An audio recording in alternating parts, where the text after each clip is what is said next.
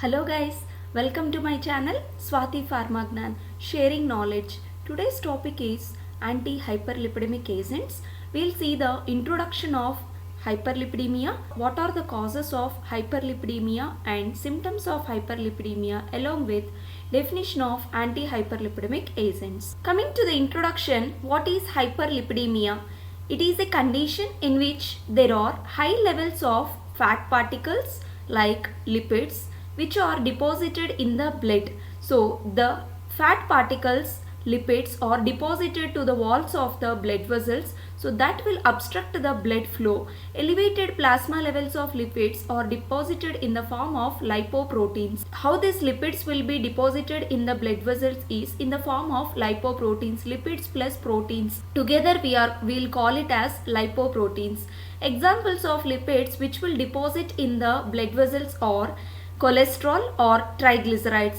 These lipids can deposit in blood vessel walls and restrict blood flow. So when they will deposit to the walls of the blood vessels, they will restrict the blood flow so that the blood cannot flow properly or the blood cannot flow normally in the person. This creates a risk of heart attack and stroke. When the blood is not flowing properly and restricted blood flow is there in the blood vessels, the oxygen demand will be more by the tissues and the oxygen demand and oxygen supply will not be balanced. That will lead to heart attack and stroke. Here you can see the picture. This is normal blood vessel where the blood is flowing smoothly. If the fat particles are deposited in this form to the walls of the blood vessels, then the lipids cannot, the blood flow will get restricted. Later, between the two walls of the blood vessels, if the fat particles, lipoproteins are deposited completely, then the blood flow will be completely restricted.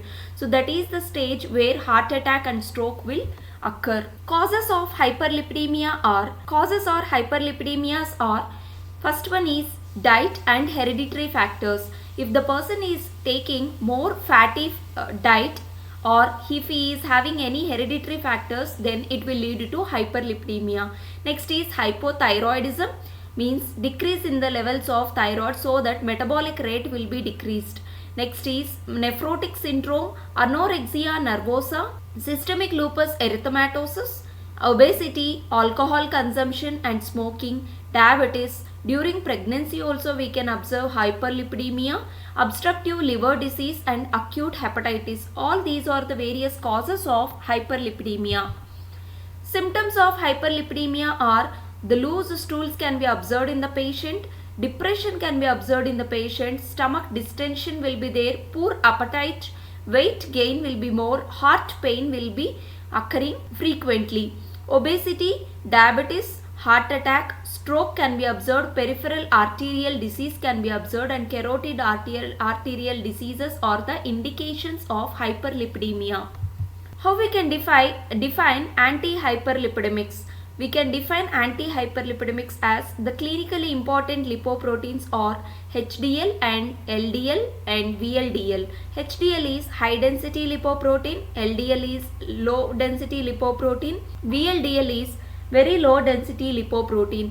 Anti-hyperlipidemics are the drugs used to reduce the deposited levels of cholesterol and other lipoproteins from the blood plasma. So how these drugs will be acting in the patient body is, these are the drugs which will reduce the deposited levels of cholesterol and also other lipoproteins from the blood plasma. Coming to classification of anti-hyperlipidemics, HMG-CoA inhibitors is the first class, fibrates is the second class, bile acid sequestrants is the third class drugs, LDL oxidation inhibitors, pyridine derivatives, cholesterol absorption inhibitors and miscellaneous category of drugs.